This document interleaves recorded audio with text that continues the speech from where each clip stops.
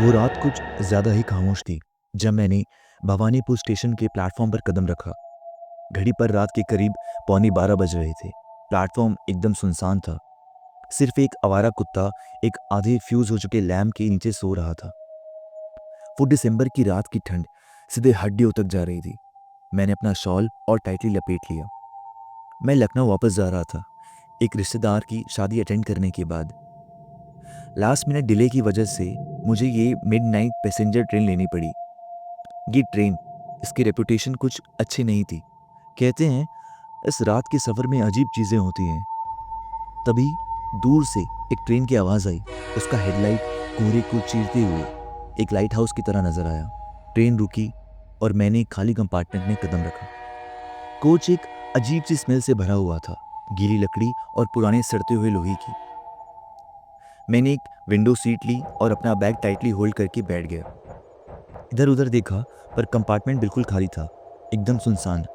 सिर्फ ट्रेन के चलने की और दूर से आ रही चिड़ियों की आवाज़, बस इतना ही सुनाई दे रहा था। मुझे ट्रेन में बैठे हुए करीब 1 घंटा बीत गया और अब मोबाइल में सिग्नल आना भी बंद हो चुका था।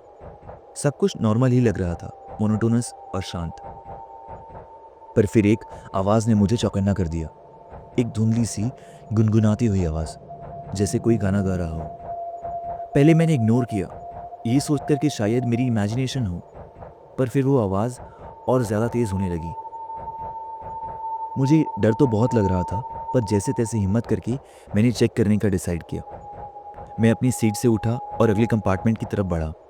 दरवाज़ा स्लाइड करके देखा तो वो भी मुझे खाली मिला, पर वो आवाज़ अब भी सुनाई दे रही थी। और तब मुझे एहसास हुआ, आवाज़ आगे से नहीं, मेरे पीछे से आ रही है। ट्रेन अचानक से एक जोर का झटका खाई और मैं अपनी सीट पे गिरते गिरते बचा। वो आवाज़ एकदम खत्म हो गई। कंपार्टमेंट में फिर से एक बार सन्नाटा पसर गया। मैंने खुद को समझाया, ये सिर्फ थकान का असर होगा। लेकिन इससे पहले कि मैं रिलैक्स कर पाता, एक नॉक की आवाज़ ने मेरी सांसें रोक दी। मैंने अपनी सीट के बगल की खिड़की की तरफ देखा। मैंने सोचा कोई लकड़ी या हवा में कोई उड़ता हुआ पत्थर आकर मेरी खिड़की से टकराया होगा। पर उसके बाद मैंने जो भी देखा, मैं वहीं जम गया। एक चेहरा, उसकी आंखें अंदर धंसी हुई थी और उसके चेहरे पर एक अजीब सी उदासी थी। उसके होंठ ऐसे हिल रहे थे जैसे कुछ बोल रहे हों, पर कोई आवाज़ नहीं थी। अब तक डर की वजह से मेरे पाँव ठंडे पड़ चुके थे।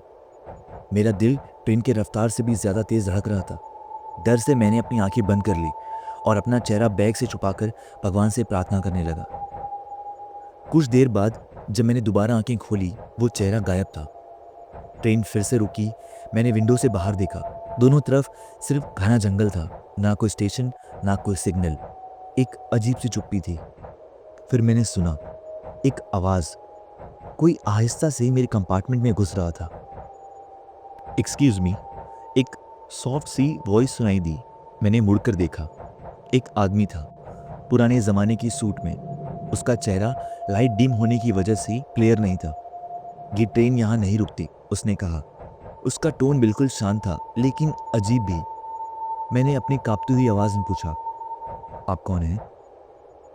उसने कोई जवाब नहीं दिया।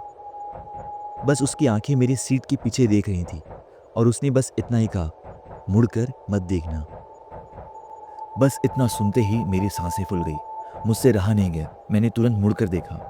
मैंने देखा हवा एकदम ठीक हो गई थी। मेरे पीछे एक परछाई उभर रही थी, एक डिस्टॉर्टेड फिगर जैसे धुएं से बनी हो। मुझे ऐसा लगा जैसे वो परछाई मुझे अपने हाथों से पकड़ना चाह रही हो।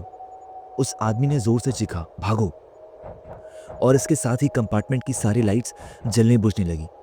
मैं गिरते पड़ते वहां से बचकर भागा, एक कंपार्टमेंट से दूसरे तक। और वो परछाई मेरा पीछा कर रही थी। एक ठंड सी फीलिंग, जैसे कोई मुझे छूने की कोशिश कर रहा हो, हर वक्त मेरे आसपास थी। आखिर मैं इंजन तक पहुंच गया। ड्राइवर का कैबिन खाली था। कंट्रोल्स पुराने और खुद चल रहे थे। मैंने एक लीवर को पुल किया जिस पर बड़े अक्षरों में इमरजेंसी लिखा हुआ था। ट्रेन को अचानक से झटका लगा और मैं ट्रेन से नीचे आ गिरा। ट्रेन धीरे धीरे अंधेरे में उजल होने लगी। एक एक कर ट्रेन के सारे कुछ गायब हो रहे थे, जैसे उसे उस रात के कोहरे ने निगल लिया हो। और मैंने उस आदमी को फिर से देखा।